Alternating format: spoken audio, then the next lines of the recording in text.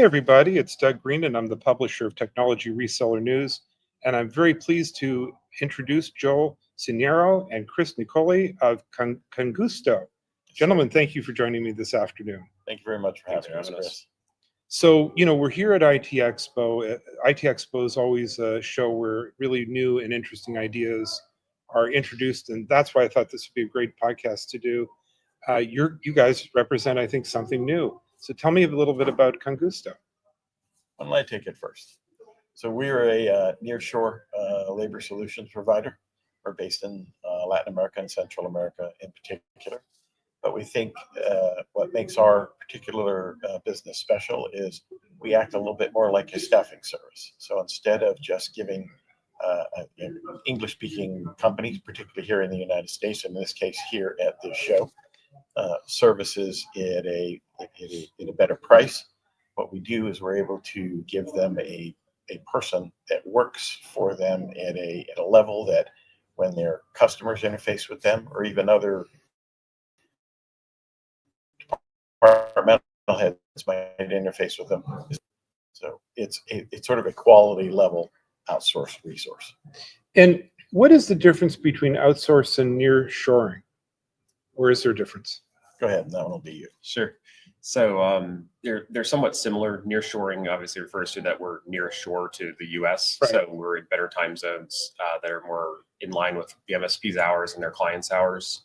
And you've also got a closer cultural connection to the U.S. as a result of being on this side of the hemisphere. So it's just less of a gap, and you're more likely to have people that understand culturally, sort of almost thematically, what's happening. That's correct. Yeah. Right. And a lot of our workers have a pretty close connection to the U.S. They've got family members here. They've grown up here.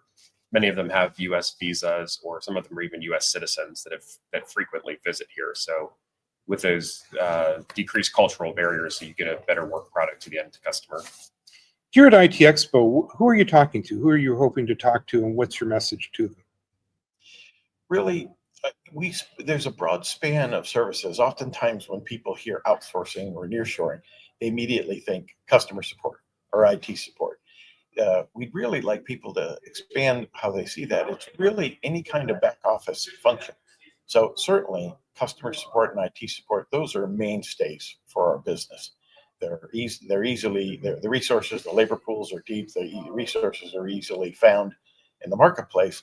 But people should also think about accounts payable, billing, accounts receivable, project management. There are so many ways to leverage these kind of services. So although the IT Expo is primarily IT, technology focused companies, there are many of our products span across other businesses as well. The main focus here naturally is IT support for the folks that are both in the show and here as attendees. How, we're sort of near the end of the conference.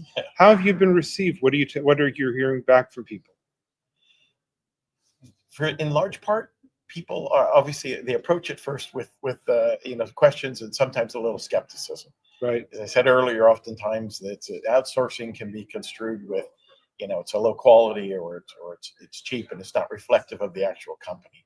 But we find after a short conversation, and in fact, we bring some employees up from our offices in Guatemala. We bring some employees up so that as they're trying to understand how the business works and what might their experience be, we'll actually allow them to talk to employees that live and work in our offices in Guatemala. So by and large, what I find kind of fun about this show is initially there's a level of skepticism and some question. But by the end of it, they're generally kind of laughing and exchanging very human ideas with somebody who really lives and works in another country, but has culture here in the United States. Is this a possible opportunity for an MSP or a channel partner? Yes, why don't you go ahead and speak to that? Yeah, it's definitely an opportunity for an MSP or channel partner. I think technology is familiar with outsourcing, but most folks that have experienced outsourcing are not aware that it's in Latin America. So they've experienced it in other parts of the world, some with success, some with challenges. I've got a 30-year MSP that I've run in an outsource model in Latin America for the last 10 years. I've had extremely good success with that. It's helped on many different levels.